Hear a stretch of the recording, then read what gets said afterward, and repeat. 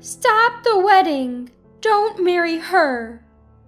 A stranger burst into the ceremony right in the middle of my daughter's wedding. Dressed in a white dress, she turned out to be the groom's mistress.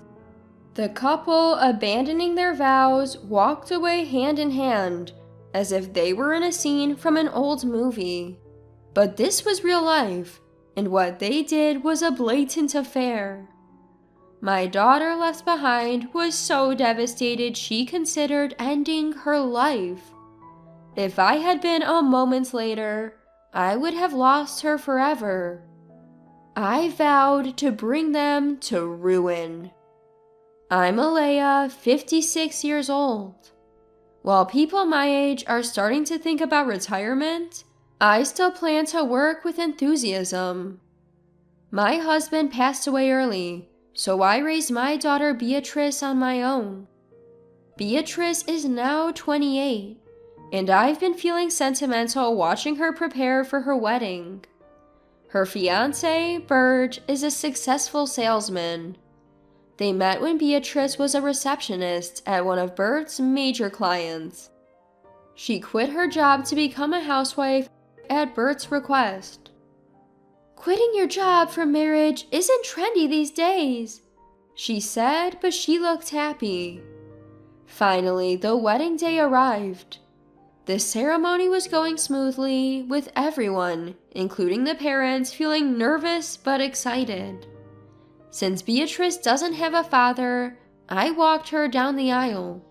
I was thrilled when she asked me, but it was hard to hold back tears as memories flooded back. Just as the couple was about to say their vows, a loud voice interrupted. "Wait a minute!" We all turned to see the woman in the white dress standing at the entrance. The guests are taken aback by the intrusion of a stranger. I was also surprised and couldn't react. Beatrice muttered, "Maya." Apparently she knew her. "Don't marry her!" Maya shouted again. Beatrice looked at Bert, confused but also a bit angry. "Bert, what's going on? You said you broke up with Maya, that it was a one-time mistake. That's why I forgave you." "Sorry, I realize I can't be without Maya. She loves me enough to chase after me like this. I love her too." "What are you saying?" From their conversation, it was clear Maya was Bert's past mistress. Beatrice had forgiven him, thinking they had broken up, but it seemed their affair had continued behind her back. "If you love me, you'll wish me happiness," Bert said. "We're destined to be together. Don't get in our way, Beatrice." The two of them say lines that are so insane that it makes you think that they are probably drunk on forbidden love. Maya added, tears in her eyes. The two of them, lost in their forbidden love, left Beatrice behind and walked away. Days have passed since the wedding was called off. Beatrice had been locked in her room, depressed. My anger towards Bert and his mistress hasn't subsided. The only silver lining is that the marriage wasn't legally finalized, so Beatrice doesn't have a divorce on her record. But even after a week, she hasn't improved. She's not eating, and she looks constantly down. I'm really worried. So, to lift Beatrice's spirits even a little, I left work early and bought her favorite fruits on my way home. "I'm back. Beatrice? Are you here?" The house was eerily quiet, which made me uneasy. When I stepped into the kitchen, I found Beatrice on the floor, bleeding. A knife lay near her. "Beatrice, hold on, Beatrice!" She was still breathing but unconscious. I was frantic. I had no idea what had happened or why Beatrice was in this state. I quickly administered first aid and called an ambulance. I also called the police, thinking she might have encountered a robber. When the doctor said, "She's going to be okay, thanks to your quick first aid," I felt so relieved I almost collapsed. I was grateful for the medical staff's timely intervention.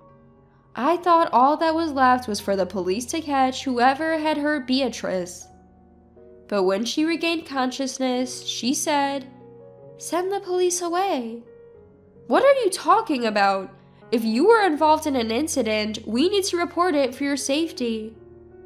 No, Mom, I did this to myself. What? I couldn't believe my ears. But Beatrice's downcast, tearful eyes told me she wasn't joking. I was betrayed by Bert, even though we were about to get married. I felt pathetic for not realizing it. But you did nothing wrong, Beatrice. I know, but I quit my job, remember? Bert wanted me to be a housewife. Beatrice had let that man disrupt her life plans. Another reason I couldn't forgive him. Tears finally spilled from her eyes. I don't know what to do now. I hate being a burden to you, Mom. You're not a burden. You're my precious daughter. My heart ached seeing Beatrice unable to stop crying. My anger towards her fiancé and his mistress intensified. I had no intention of forgiving them, and now my resolve was stronger. Even if they cry and apologize, I will never forgive them. I had made up my mind, but I didn't show it for now and told Beatrice as gently as I could, "Promise me you'll never do something like this again. Beatrice, I don't mind taking care of you, but I can't bear the thought of losing you forever." Beatrice nodded slightly. "And you don't have to suffer anymore, because their lives are about to be over." Beatrice tilted her head, puzzled. I smiled at her. 3 days later, I was in a conference room at the company where Beatrice used to work. Bert and his boss, the sales manager, were about to arrive. Today, I'll settle this. Be prepared. The sky outside the window was clear and uplifting. It felt like even the sky was cheering me on. Soon, Bert and the sales manager entered the room. What? Why are you here? Bert was shocked to see me, which was understandable. He had been summoned by an important client for an important discussion, only to find me there. Hey, don't be rude. But boss, she's an outsider. The sales manager scolded Bert, who looked increasingly confused. An outsider, you say? This person is? It's fine, let's get to the point. Please have a seat. I interrupted the sales manager and took a seat at the conference table, gesturing for the two men to sit across from me. I'm the one who called both of you here today. Bert looked stunned, but I ignored him and began explaining the situation to the sales manager. You may not be aware, but Bert recently had a wedding. He only invited family and friends, so no one at your company would know, but he abandoned my daughter at their wedding and ran off.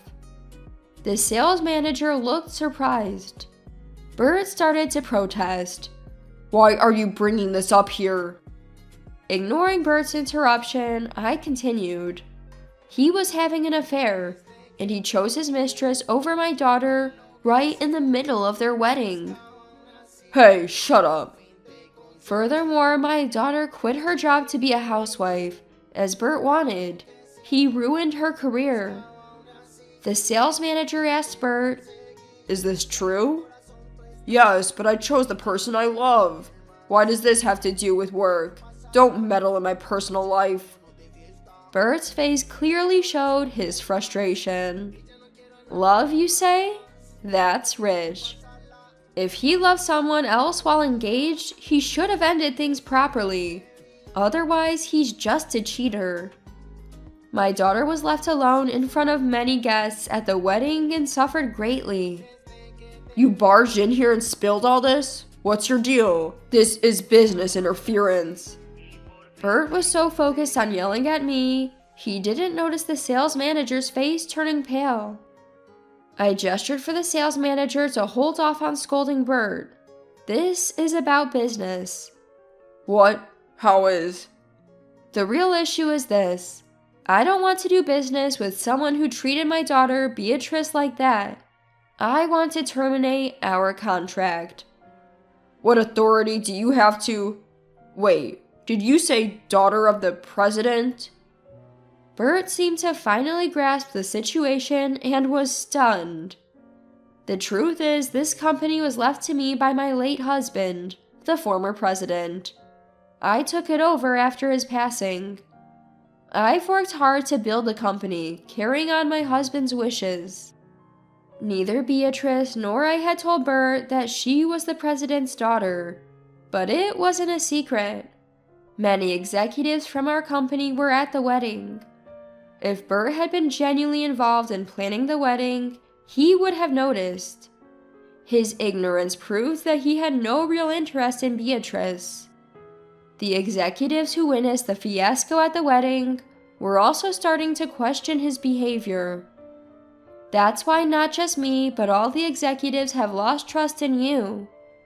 But that was private. Let's not mix business and personal matters, okay? So, anything goes in private? Bert clung to that argument, so I glared at him.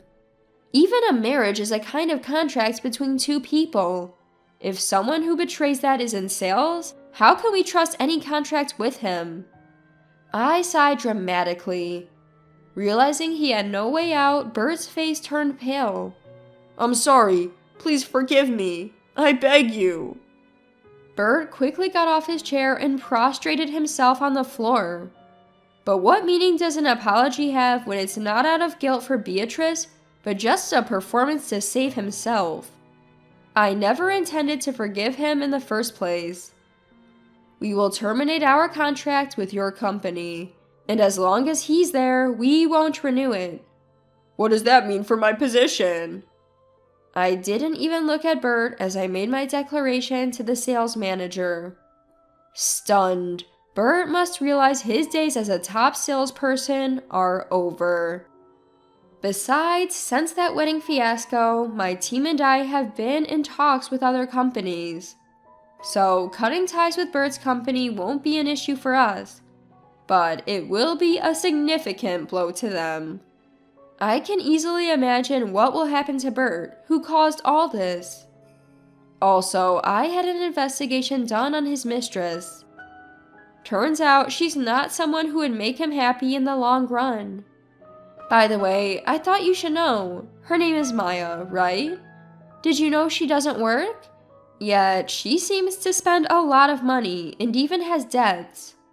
What? What are you talking about? As I suspected, Bert knew nothing and looked shocked. Maya is with Bert because he has a stable income and is willing to spend it on her. She's after his money. If Bert loses his job, or even just sees a decrease in income, both will struggle financially. They're not the type to support each other through hard times, so a breakup is inevitable. And one more thing. Do you know that Maya is pregnant? What? Really? Bert looked up, surprised. Clearly, he didn't know. From his slightly happy expression, I could tell. Maya will probably tell you it's your child, but the truth is, even she doesn't know who the father is. What do you mean? Another possible father? She has too many possibilities, it seems. What was all that talk about destiny when she lured you away during Beatrice's wedding? She probably didn't want to let go of a man who gives her money. You're lying. For a moment, Bert looked stunned, but then suddenly changed his tune. So, the only one who truly loves me is Beatrice? I'll get back with her. So, President, please continue the contract. What are you talking about? I realize the woman who truly matters to me is Beatrice. This was just a big lover's quarrel. If I marry Beatrice, everything will go back to normal. There's no need to terminate the contract, right? I couldn't help but be amazed. Was he serious? I told you the reason I don't want to work with you is that I can't trust you. It's not because you're no longer my son-in-law. It's because of your actions. But that was just a momentary lapse. There are mistakes in life you can't undo. In reality, Beatrice was on the verge of a point of no return. Even now, thinking about that day gives me chills. If I hadn't come home early that day, I might never have seen my daughter again. And the cause of all this was Bert. From my attitude, he must have sensed that he had no chance of being accepted. He sat there trembling, his face pale. I felt no sympathy. How could I, when he had plunged Beatrice from the height of happiness into the depths of despair? In the end, Bert was moved to a department known as the dumping ground among employees. His salary was also significantly reduced. Beatrice, who had regained some of her spirit, found out she could claim damages even at the engagement stage, and did so from both Bert and the mistress. Since Bert is responsible for all the wedding costs, they both owe $80,000. But they had hardly saved anything and had to go into debt. As expected, they broke up. Beatrice is now completely over it. As for work, she says, "This is a good opportunity to become independent by working for another company," and is actively job hunting. I'm supporting my daughter in every way I can.